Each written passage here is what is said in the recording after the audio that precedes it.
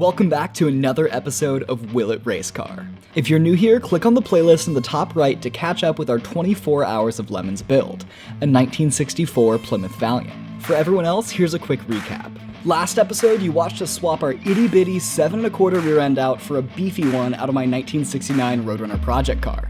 If you haven't seen that yet, check it out when you're done with this video because it was a super goofy one. With that out of the way, let's jump right in. So we ordered these awesome aluminum race seats from Jegs, but we failed to realize that we might need brackets to raise them off the floor, since we're all little shorties. Because we hadn't ordered any, we needed to make our own. And you know that saying, measure twice, cut once? Well, I'm gonna tell you in advance, we did not do that. We decided to forgo measuring entirely, opting to just set the seat on top of our old heater box instead. I eyeballed it, said, yeah, it looks about right, and promptly cut so much angle iron that it was nighttime by the time I was done. Let's see how that works out for us. After all the pieces were cut, I stacked them together so that I could grind them flush at the same time and then drilled a couple of mounting holes. Now, I can lay them out like this, weld these corners on so that we can raise the seat up, and then we'll just put these... That's not right.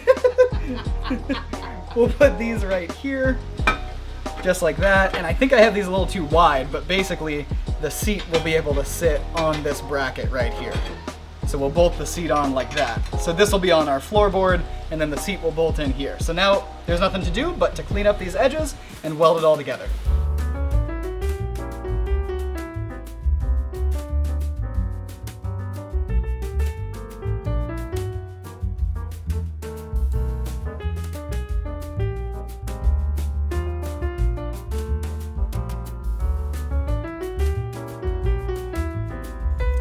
After the box was assembled, I tossed a coat of paint on it because I'm fancy like that. So we have the seat bracket all bolted in. We have a plate underneath it. It's pretty cool, super racy, right? But we have a massive problem, and that is that it's way too tall. When we stick the seat in here, it's actually all the way up to the roof. Like, you can't even get this thing completely level because it hits the roof before.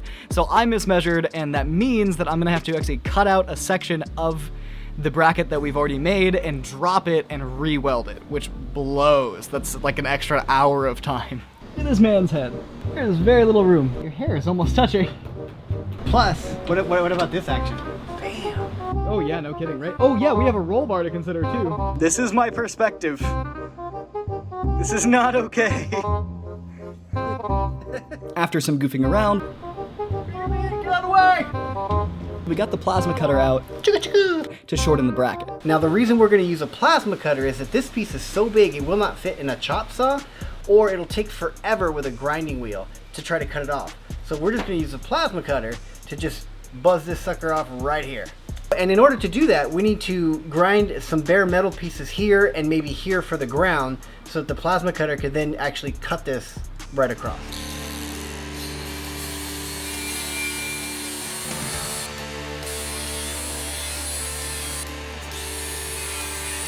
Since we've only used our plasma cutter a couple of times, we're still amazed at how awesome they are. I mean, seriously, how sick was that? But I was left wondering, how do they do it? How do they work? So I turned to Google, and here's the general idea. Basically, they force pressurized air through a small channel that has a negatively charged electrode at its center.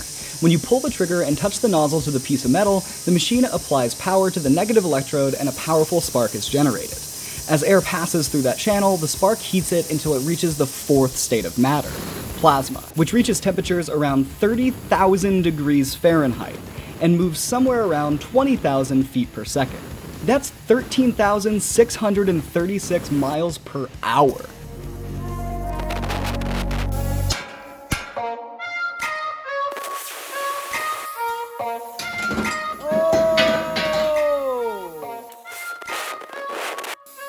After cutting the pieces, we ground their edges flush and cleaned them up for welding.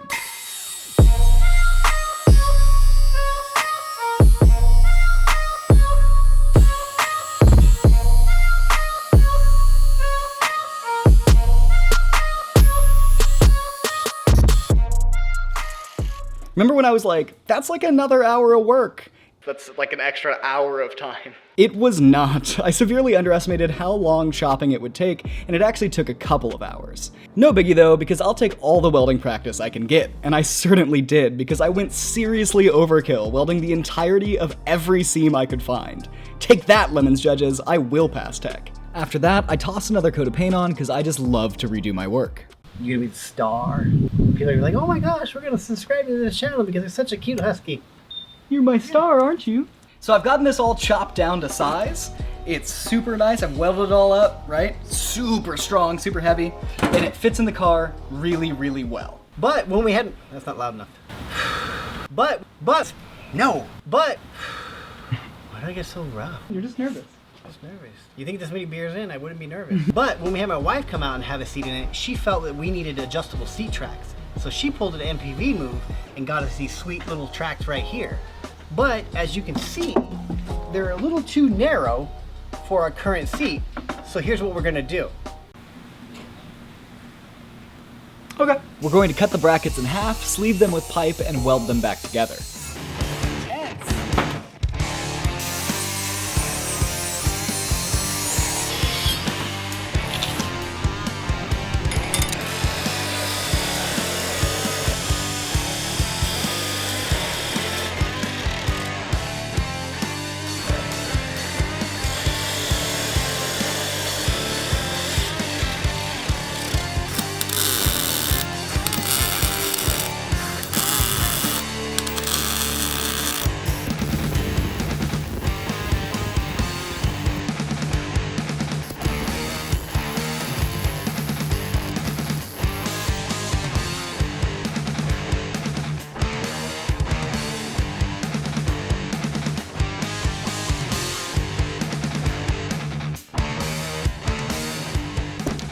Modification complete, we pulled a crisp round on the floorboards and then drilled new mounting holes.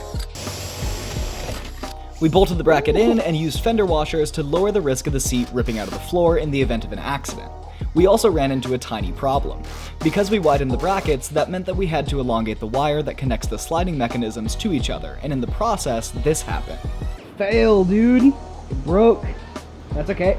We're gonna make one out of a coat hanger. I have fixed my mistake. Coat hanger for the win, baby. With that fixed, we moved on to drilling holes in our seat for our neat tilty bracket. Jeez, boy. Just gonna use the walk to the advantage right there. All right, what do you want to say? The seats are in, sort of, for the most part, kind of. It's perfect positioning. It feels great on the back. We're not up in the roof like we were before. There's plenty of headspace. And, best part, they're adjustables, mostly. I think they might need some lube, but when everything's tightened up, I think they'll be pretty nice. But they're adjustable. Yeah, they're adjustable. It's great. Okay, so like Taylor said, the seat kind of moves. So what we're gonna do is stick these little spacers between the track and the seat to get it up off the frame, because you can see where the metal is scraping on the seat track itself, and hopefully these little guys right here will make all the difference. Wes got this shot to prove that he fixed the problem, but it looks like he put the spacers in the wrong spot. Yep, confirmed.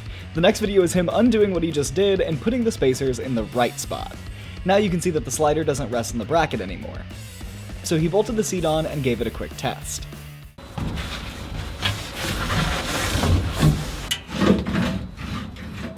Okay, so now that we have the little spacers in, this thing should move so much easier. Let's take a look. Oh yeah, look at that. Smooth as butter. Little spacers did the trick. This is gonna be so easy now. Now I have to try to get out. Not sure why, since you guys already know that we got two seats, but Wes decided to film a bit with some really weird infomercial vibes. Okay, so the driver's seat's in, works flawlessly. Awesome, so we have a good time. When we're driving it now, it won't be uncomfortable. But what happens when you're out there and you're having a good time, but you want to take your friend? What are you gonna do? There's no passenger seat. Well, here we go. Seat number 2. For fun with friends, call 1-800-PASSENGER. That's 1-800-PASSENGER. After that, he hopped back into the car to install the passenger seat. And since I was editing, he had to be the cameraman. And I gotta say, Dad, going through this footage has been hilarious. Pretty where the grass is green and your mama is pretty. Na, na, na, na, na, na, na. All right, where are we gonna put this? Maybe back here. I'm never gonna dance again the way I dance with you. So much room for activities. Wait a second. Experienced cameraman on the loose. I was like, I can do this, I can do this. That's too close. You're too close, Captain!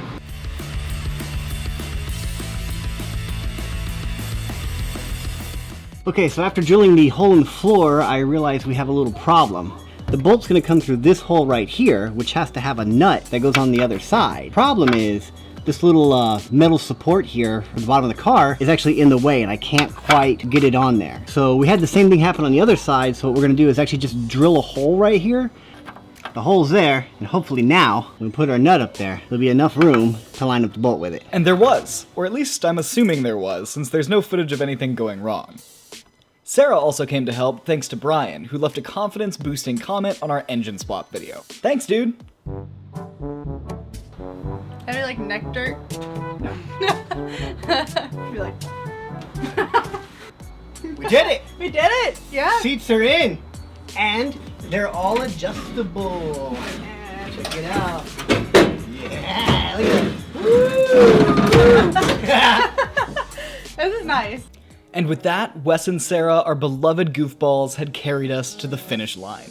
The seats were in, and the tantalizing taste of aluminum-accented victory was on our tongues.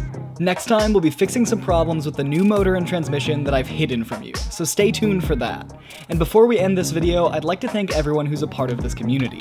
You all are the reason why we keep doing this. It takes me about 40 hours to edit each video, and though I may not get paid anything for it, your laughter, you better be laughing, is payment enough. Thank you for watching, and I'll see you next time.